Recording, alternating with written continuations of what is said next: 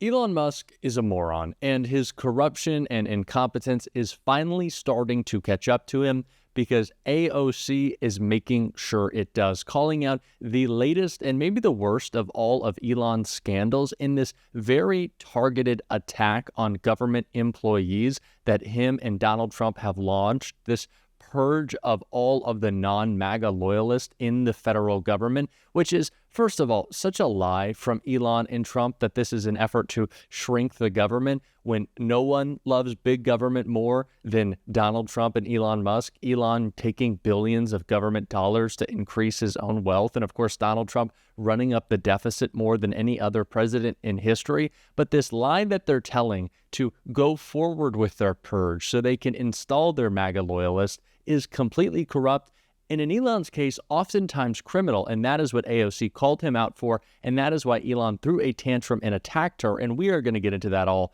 But before we do, if I could quickly ask you to leave a like on this video, and if you haven't already and you enjoy our channel, to hit that subscribe button. It goes a long way, and it really means the world to me. Now, before we get into Elon and AOC's back and forth, their fight, I want to check out Senator Peter Welch calling out how Elon is trying to infect every aspect of government in a clip right here. But we've received calls from folks in various agencies who we've worked with or seen over the years, and there's just an immense amount of insecurity. Do I have my job? Don't I have my job?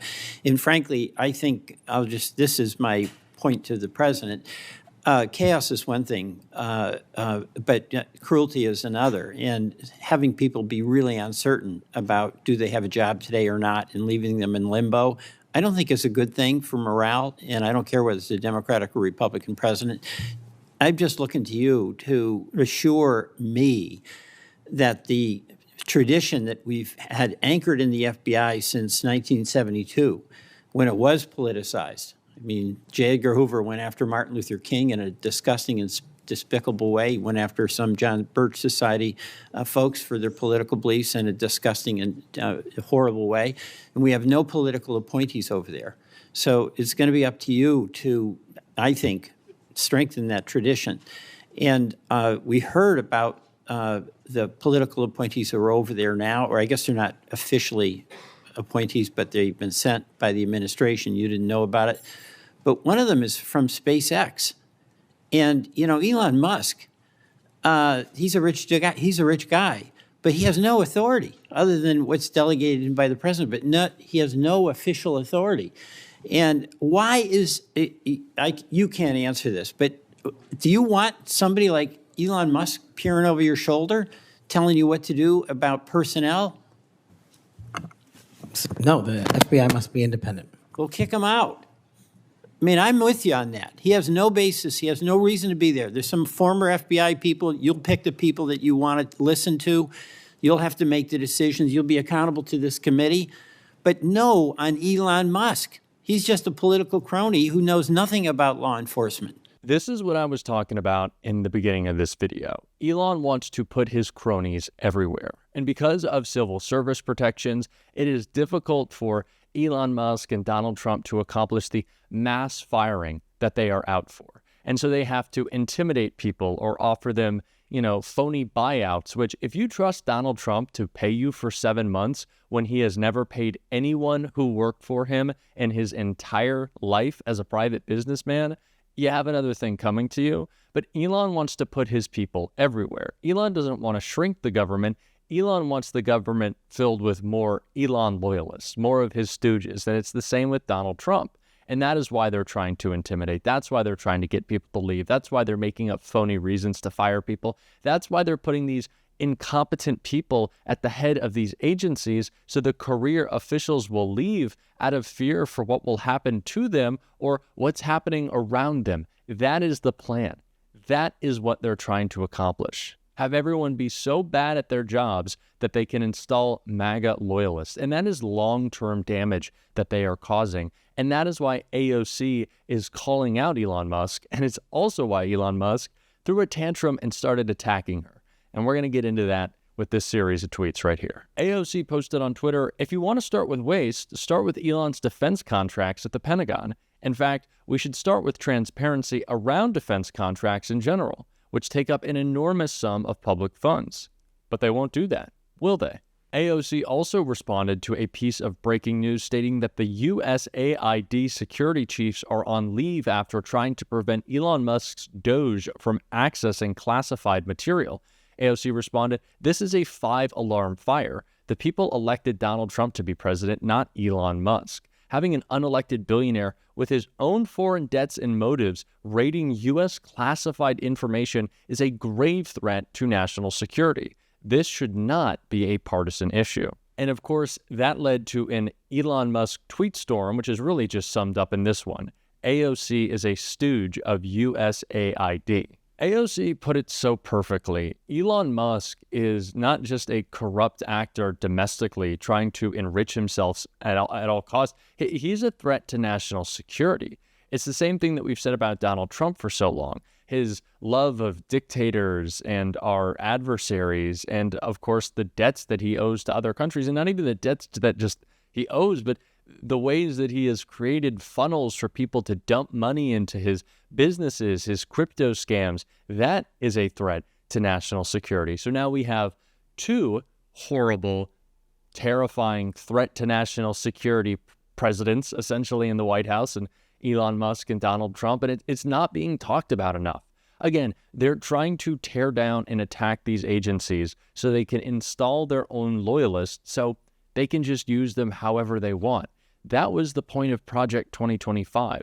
Russ Vought, who's now running the Office of Budget and Management, wrote the damn thing. And we're expecting that this is not still the plan. It's terrifying, and it needs more attention. And Jasmine Crockett, like AOC, was giving it the attention it deserved with this clip right here. Some new reaction from Washington to reporting by the New York Times that the so-called Department of Government Efficiency team now has access to the federal government's payment system. This comes after the highest-ranking Treasury official resigned Friday following a clash with Elon Musk over giving him access to the payment system. We want to know exactly what is Elon Musk's role. Is he a member of the administration? Is he a private contractor? Is he there as a government contractor? What function is he serving? We've been having to assemble this like a jigsaw puzzle to see the extent of what the Musk activities have been, and we need to push back, and we need to get information. We got Elon Musk and our friends at Doge who are working very hard to find a lot of waste, fraud, and abuse in government. Joining me now, Democratic Congresswoman from Texas, Jasmine Crockett. She is the vice-ranking member on the House Oversight Committee and now a newly minted member of the Doge Subcommittee. Welcome, my friend. It's good to see you. Let's get to what you'll be doing serving on this committee. It's led by Congresswoman Marjorie Taylor Greene to provide oversight to Doge's efforts. Do you know why they went after access to the federal government's payment system? I have no idea, but I don't have any positive thoughts when it comes down to it. I appreciate that you played the clip of Jamie Raskin, and as you know, Congressman Raskin asked, why do you need access? I mean, here it is. I'm a wholly, fully elected member of Congress. I don't have that kind of access. So when you start talking about who should have access to literally the system that controls approximately $6 trillion of our dollars, I don't really understand, because the people that worked in those positions could only distribute money per the law. So why is it that the Doge Committee would have to have access? And that's not the place that you go to look for cuts. You look at our budget, which it is Congress that has the power of the purse. You look at our budget, you help the president come up with his proposed budget, and then the House and the Senate will decide what we send to his desk, and he gets to decide whether or not he signs it into law. He should not have access to this. And with people already having angst about Elon Musk and the things that he does as it relates to technology, this is not instilling anything more than another layer of fear, especially since normally when you are going to be in a position like that, you have to go through security clearances.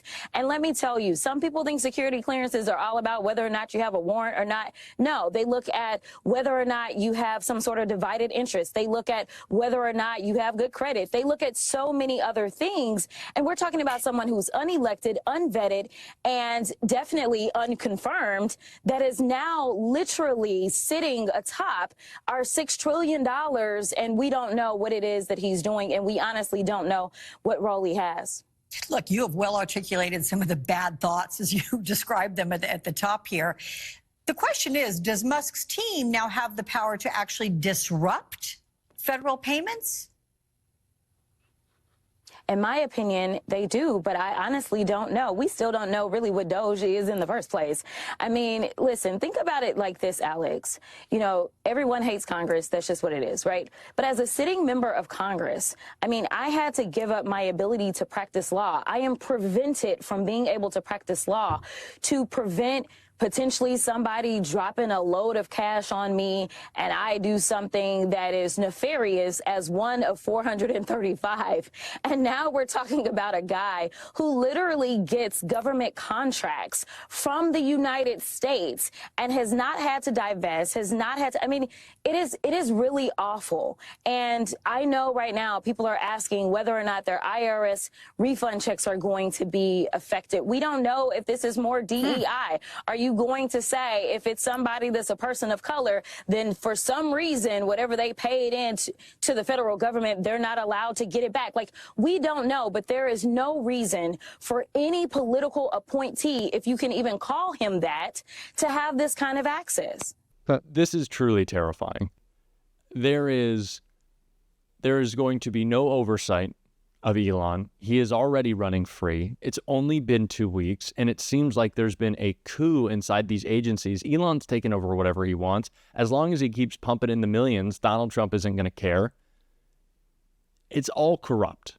And this is the long-term lasting damage that maybe isn't as recognizable as some of the really scary executive orders that Donald Trump has signed. But people who have worked in our government for decades and keep it running, leaving en masse, is a terrifying thought, especially when their replacements are MAGA stooges who, I don't really want to get into too much dooming and glooming, but do you think these people are going to stop Donald Trump if he wants to install himself as king? If he wants to run for another term? I don't know. It's a terrifying thought, but we have to keep calling it out. We're going to do so every single day on the show. And if you want to support that, as always, you can hit that subscribe button. You can leave a like on this video. And if you stuck around to the end, you can drop a blue heart in the comments. Until next time, I'll see you soon.